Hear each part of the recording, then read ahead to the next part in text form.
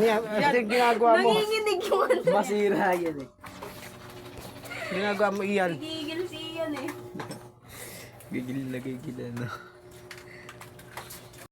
May butter dyan. May butter saan? Ay, margarine dyan. Okay na pala eh. Hotdog sa ibang lang pala bibili mo. Nakalakan eh.